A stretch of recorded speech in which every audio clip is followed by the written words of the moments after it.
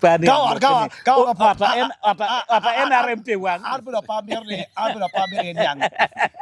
Kadang ini ni ot pajera ti kamera wango ma ot oi wi de tiel. De tiel ti ka ko ot.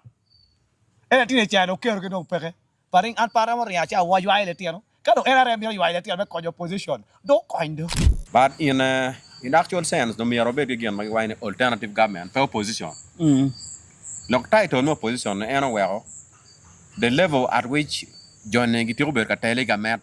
tele, it is like creating an environment of tension. You want away again that the little majority ni don't get a chimera or don't which are engaged. Madong Gilong Dio. Make a better with a bitch. The man I want you need opposition more ticket guinea. Umiro Coinwa, Mayo Gamente to down logo. Keep building the country kachil. And again, incitement smoking magtime. Opposition and that at the forefront to incite violence in the country. Legacy, ongorango about Jamawa chingini. Because Taylor is not a marathon race, it's a relay race. In what you mean tala worry. Me when you mean tala worry. Kanga yunda mo tamani, ana da beti oberu kon kan. Ma tala de chi. Now jong kan no magide line magitung. Then when you be in a car wa jar work that yakin. Kana ya twero. Chi wabe poni. What a chara camarage.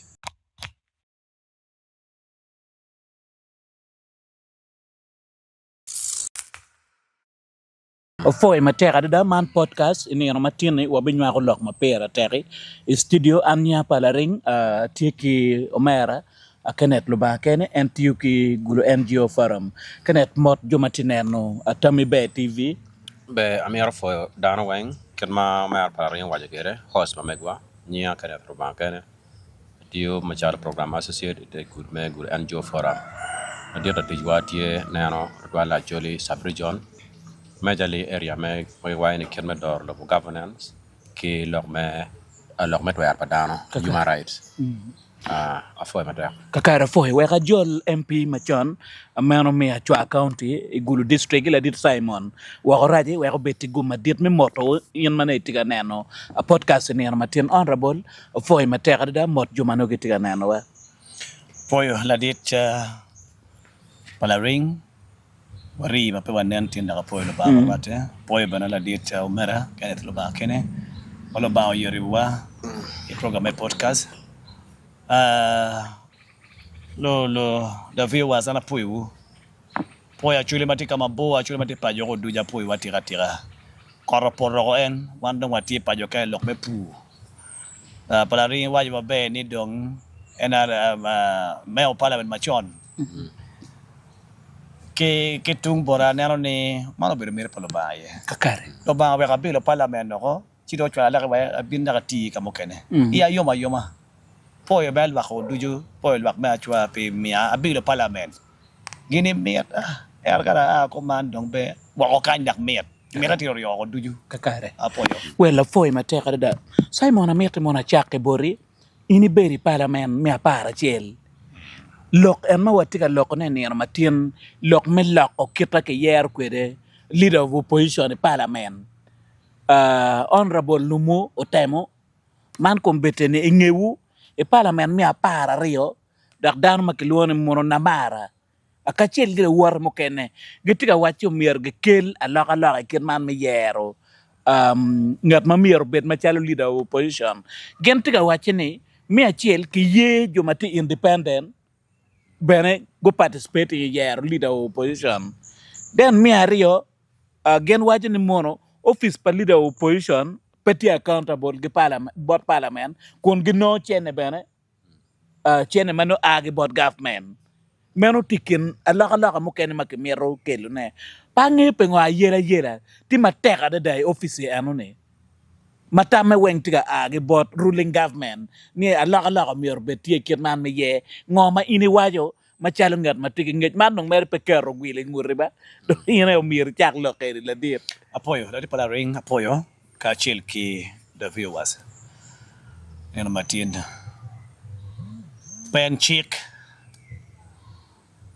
make yubo ye i pierbo ngan wi beach o pogo site me auto duju i bede council i bede parliament for sense me auto kuduju ma wajo ni the ruling government umero bere ching speaker me la chuchu kadong joma tamge part kina ruling government ge bere ching speaker me la cham kaka ma oti ye mabe wajo ni independence ge bero gi nano wang speaker ti lobo dong no keta no the chamber stikere en pen chika chele bene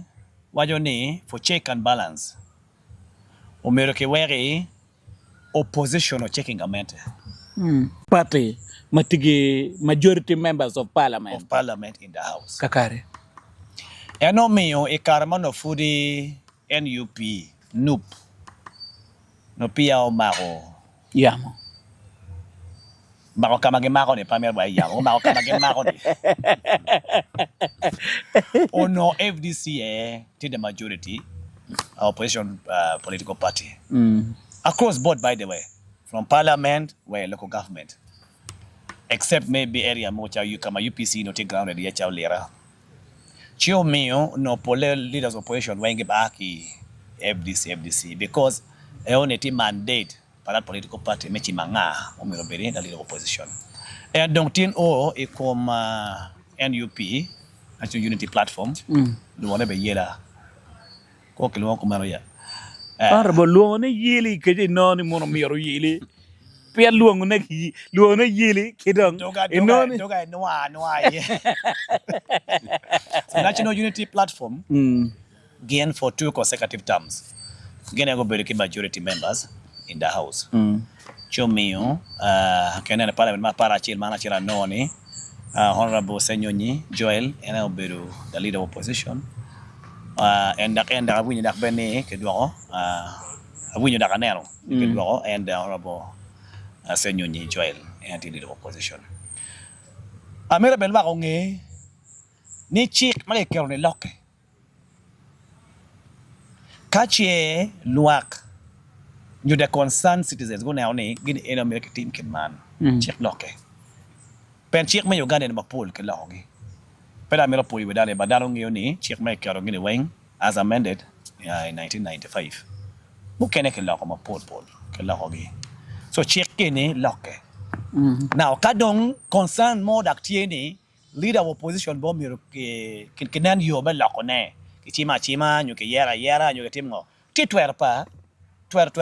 Ugandans ni mapia wachero kunu gin mapia tera ina ni procedures mero bitening kadong no check wajo kuman ngome ke team were ke nane ke amendment otime ke chak ke check de kalamen the constitution chiki bien ke nane okay mabe lo duju ani mero ke ye leader of opposition ayera kadong ke ye leader of opposition dong we kero close as a wine kachila chill one by one down ni kin ene ka wati wechi bikile ba gin mabe but by and large gina pia tera yeni machalo opposition an gana machalo anba machalo bogoraj an opposition no tiche timetier gamente kanyo tika chelo mala Simon kadugini inano wachi opposition no tiche timetier gamente ber wachi ne mono opposition makonyoni go ngako ge peti udok tiche anu ne dong kita loko kwere in a while bond woro la dit a while bond woro ni kariwa gen mapera miat lo duju kadong no kong ini bilo miatero ka Kenya bokat pomero kare yo maraj e waja clear is over okay in the bokat ano wabele kile ka chel command bar gini ene so it seems ni the interest mo kena madak overrides the constitution mandate per section monero tie dulu position mo kena very way chatan okay dak no way ken chatan dak be lo chatan okay ne oduju mat pa way le join chatan ba ra way ti chatan okay madak town ne mege dak be kenan moro ko chagare mo chien ti cheno kene ma ya way chene po yele war mo cheno pero yot po yele wa chana bari ni ade chene olwenyo ki pasta olwenyo ki lo ti lo ba olwenyo lega chen dong chen ko olwenyo ki pe ni ade ka ori ko ti ki da ka chen dong chen no kere kata gure betia pe mana wajo ni opposition ma wate kergene Umiro konywa me yobogamente to down lobo. Keep building the country kachil. Era kenen incitements mo kenen magtime. Opposition and that at the forefront to incite violence in the country. Gino Jemo Piater, but Gemomano guided by the law. Pero Jemo Benega Titi Pantir. Nika in pay ying money, tie you ma bear in a quano, manjo chuni. For the public management order. Notify police. Kigazette come here team again. Yeah, you are given the police to execute government money. Who know anyway poverty will appear team go at the end of the day when you tear gas go down to Cator, well take one mano petty involved again to Cator or tear gas, inciting government or government inciting no force member do pay wound can't organize us. If I take away come Jomo Kamagati chingin no ni. Ehuna kama pehoti ye. Kakare je Mario Bore. Allah magitia kelo ne parliament wajo ni umir ki ye all the political opposition parties go kel candidate ge kadong bolo ku yo betie eno ne ini na eno ne ning pien John kitopen chik wajo kwere party with the majority number of MPs take it gena gi chimu leader opposition man en madong ke mero la ko ne mono opposition parties wen go kel dano ge kono tigi member me parliament achiel e kel en achiel opiem gi moken ne eno ne nano wachi mono be Kere bere le member parliament pere tege de registered political party you must participate kede be participate okay now like chairman no party participating physically kunu eno ne nano wa la ma be palaring PM dong PM maga way PM no dana makarachiel ema way PM yo be dama karachiel tien lokeni kak dong kim mo ke yubu penchik si way de umir ki ye de lob ayera leader of opposition ki ye ayera tien lokeni mir kan de zo PM kan de ki kiri bangala ti kan de chile ka amin MP chile ka parliament mirobin ka PM eno ne notiga terwa ka be honorable notiga terwa as a country ka be machala wakoraj mantama la wakoraj I'm entitled to my term so tama cha wakoraj that is palaring jimba ke chimo dana chima yeni no pay the interest of majority anda bino ka way palaring yendong ni chaka dire dong it is station manager honorable no itiyo gi yat stick ngo me measuring the interest of the majority pian ka majority party ayo gena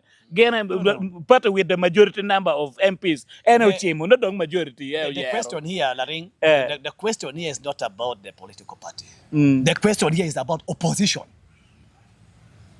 I cannot have the majority in parliament, but I'm opposition. You are entitled to your opinion. I also want to bring my opinion. Machalo and palaring, anone mo titi mo gineni piano Joel Sanyonje, and I take a kiliwa bawi.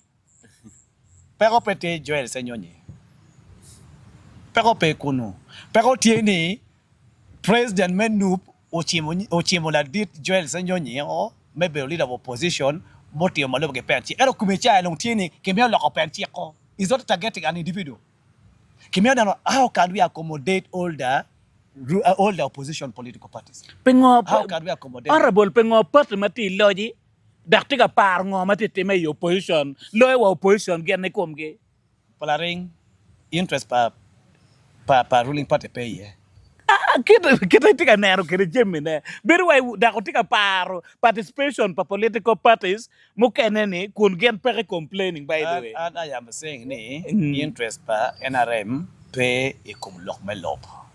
ko matie tieni one what is the simple majority you wada way gendak de little majority ni donc diga ci meko donc we chane ngej ma donc ginelong diyo wa gidong dia dio ke bere mario ba palaring ini peda ke ku da ke o ko do wango da weng ma jela ne pe bien ga yo el tiano ke or ke tiano tu mo ke or ko ka NRM te wang arbula pa mer yang ka do ngene oni or pa jela ti kamera wango ma or do oi wi de tiano ti ka ko ke or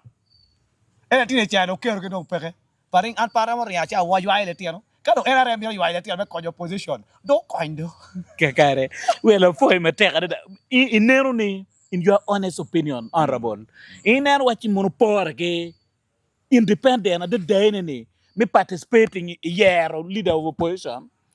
ngat mati independent pebe uchui party money en ni mier chunka yer ngat mier bed leader of opposition pen check ana nge ye independent mier gak independent pen check nega ye nene waji ni at ke poko ruling government opposition then ngat mati independent better te the art pen check ye ki independence me participating in choma again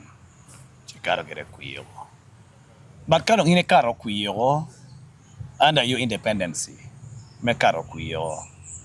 papa work le mo na independent o gene o nyan this debate ne ni chung at pir ke ni independent don't be at be don't go diere ma pengo you are independent but you have the right as a person to associate right of association ni ana biuno ke parliament at independent ero kuma chana mero bedo ke MOU ke ruling party amero bedo ke MOU ke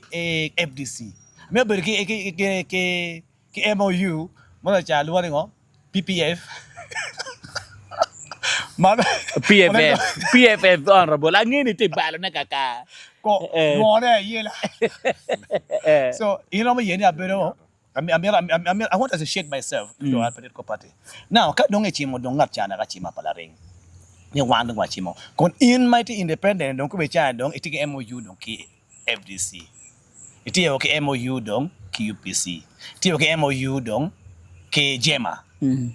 in dong where do you belong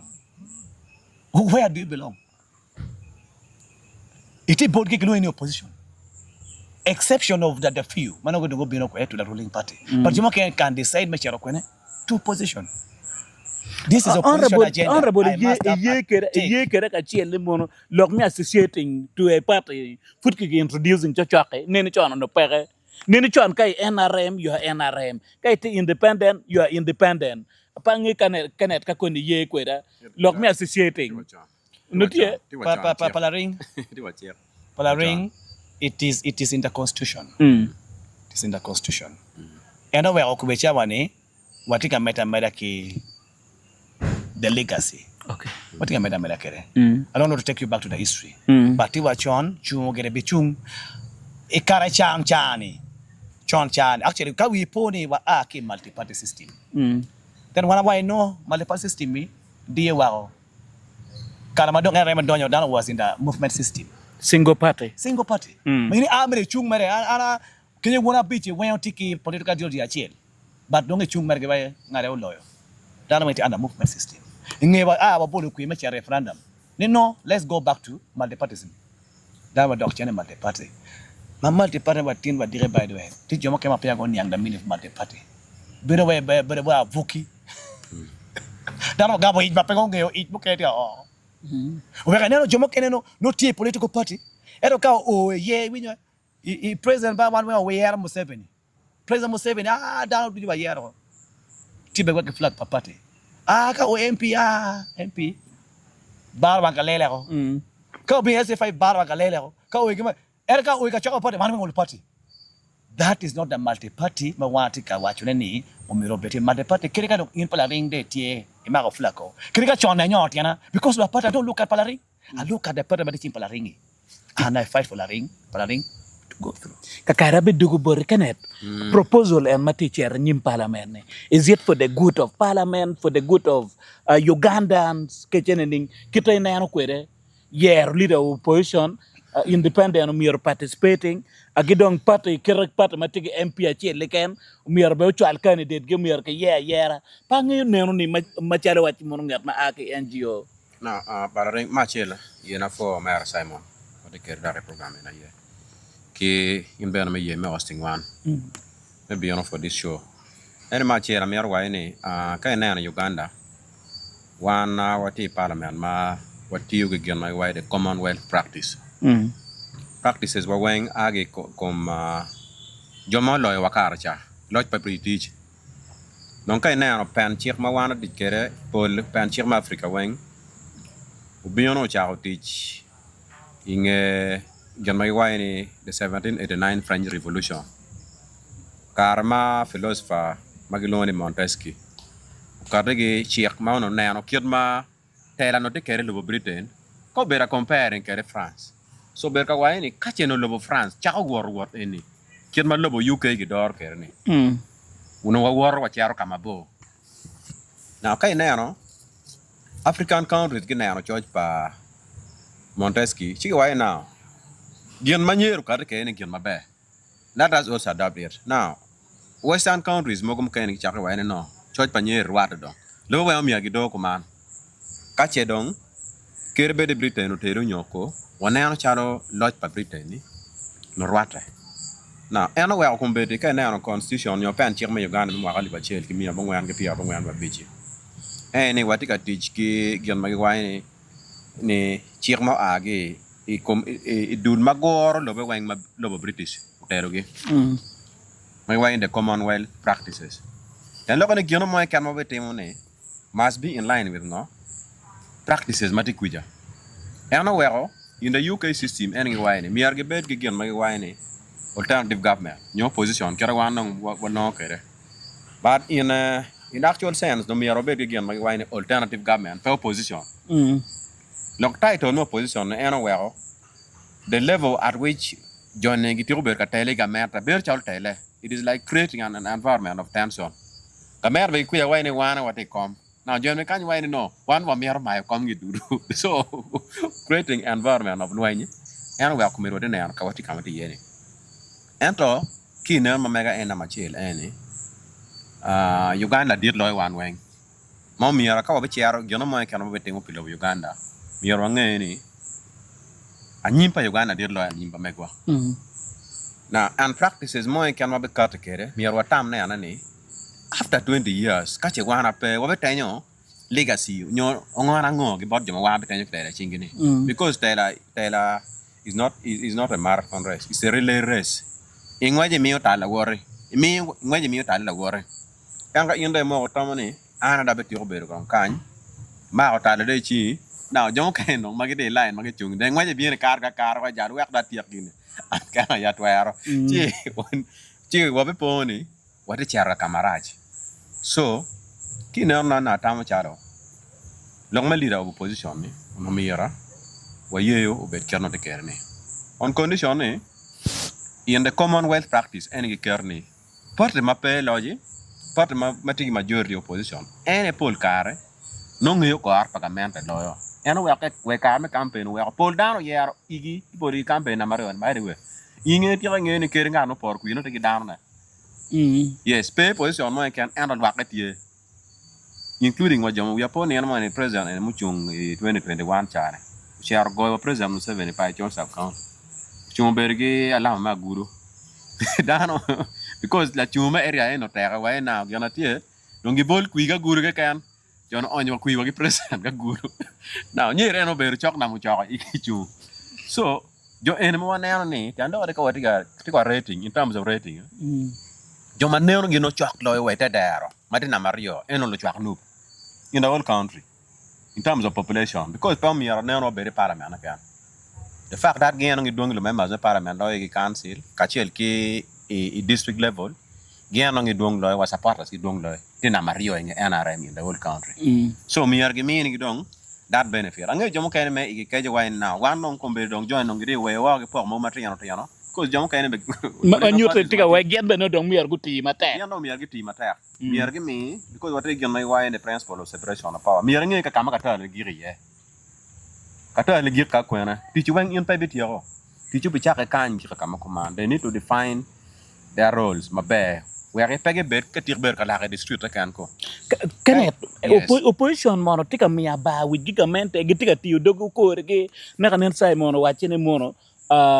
opposition mo ken dong betika roako we wigi te mo jemi mo ken ma bala be ber padano auto jemo te mo ngogene is opposition doing their work kai na no opposition nge ni politics ma chen mi ro nge ni politics ber lwan ma tek me kwanya te la gi ching lagora ma ine bionni dok government be tiro ni cha opponent na mege be cha wan ko de to po tim wan ke ro pala re ine yung ku ja ne kan ka di ro ti ni ana biona gam na aggressively nan ka di ro pe ti ni in be na be yan aggressively me ne gam do ka chi so opposition to me they are playing that role ma cha opposition And right now, in a governance system, any the moment in kela yela ge wa ko logi iyo wa ngi yeli wa ka mano kar ge plan ngo gi yeli wa ko nyi in awi kono kay na opposition mo kay na mageti very objective. I want to say amar politics me Kenya any after election dano mier ge beri kamante and they contribute for the country by the way berni opposition how much are you going to contribute to the country and we are now Raila who's serving almost in 4 governments Kenya. Because Chunya Wangtiani now catch it failing, maybe alternative plan to work. How can I contribute from inside? How can I influence policies? Because policy is about yele materni, tama inbe miyongi ye kono dano ye tama negative. Where I do kene, ubi on board down. Then one wing what again. Kakare. Simon honorable kono wa dolo kwere. Namba dana wang yele me donye poa. Er kumbeti wonuti poa. Er fuda ko tiga luen gi joma pe poa. No tan lokani ngo. En NRMT power nak ben furu mereka bede power atawone bebero lek gore kangar mo tawone NRM ro a ko diri no lek men lek o de cheng ti put America de NRM put power ben furu bede power even after President Museveni NRM furu bede ko ne power I appreciate my brother Lubakene. He's coming from a perspective of civil society. I work with Machala did Kenneth back in it. And I'm near married because he has done research in the government, local governments. My dear to you. It is not about noob. But kita dano na kwere everything me chalo tika bino because of noob. No, it's not about noob. Why didn't you bring this when FDC was gena no get leader opposition? Ingayo kain icharo kacho made tekero kere gamo ijrudi ne ngene pagi bara ich ewne wang mokar wang men wala nyala andala mo tekero dong pedak mere ke la wayo mo kal wakala tiene elo kala tien pero mo tie mere kere ni there is a lot of excitement you know excitement dit mo karakare ko kamo kene eno mi alego ni ka gero loka o we ko gameto tiche o we ko kama ke ne balti e ke yubi ero ka yubune tie ke yub papa ke kal pen chiek mo kamera ko ngelo kong chiek we o kon luak pian no ko tie ke tim mo lub ke pen chiek madire maga dare pedara ero gen mo ke matika time within the system gamete ma o kwanya kamata chon kimudu kamera ko chao dugu bolwa lwa ka ngo ko chao tika bolo kwi lwa ko gano ko ki wek genne pe a genne ti ke matika ti ke ba be ni bere ka tika ti ba be ko mandala mi ro po ni ti ba be wa yin be mi re po pa dare Kakare foi ma teka da kene me bi da ke na mer Simon dol ba do dolo we ka win ki bot yin ko no watwe kwere ka watwe ana mier me wajalo ka chele ka na Uganda ram wan weng dare ke no lo ni game Uganda ram wan weng okay donc yeno mo kan mo wetemo mi ya ko timo ko no wata on pe dire ne te yana wa ka che gi lo te yana ge bere magi bele yo ka wan pe ana wan do wale Uganda le ya so generations come and generation go but legacy yango ma wana betenyo i generation na megwa any in the political space in terms of leadership kanana in terms of service delivery and in terms of pushing the country forward wabetenyo ngoma ulo to dire ma ka jomo le yo ka wati ro wa ni kar pa jone in any wana bi no no atam ne afo Kakare foi yin me beru kaneno tami be TV meta 4 Emma a producer ma mega for la dit honorable Simon Wakoraj for la dit lo ba kene kanet ma aki gulu NGO forum meta ki lopo tami be TV ne subscribing beti gumma dit me liking gimo ke kan ma wano bolo foi jo mo kene ma wati ko gi tami be tina ne waberu kanena tirane lokom ye la ko ket ma ke yer ko leader opposition winyu keta lo dira rio ne go ber ke kar me miyo tamge in bene ka wa posting ni tabe ya mi tam mambige ameta fo jone ni memi na chawa gi matek fo honorable Simon uno dong ari mapane ni fo matek ada fo la fo ba da wa hotin wala ko lokam bigite kakare fo matek ada normal a chen no dak fura tigila dite aka chel game kanet wa berke gum madit man wa ko la chwejo metu gum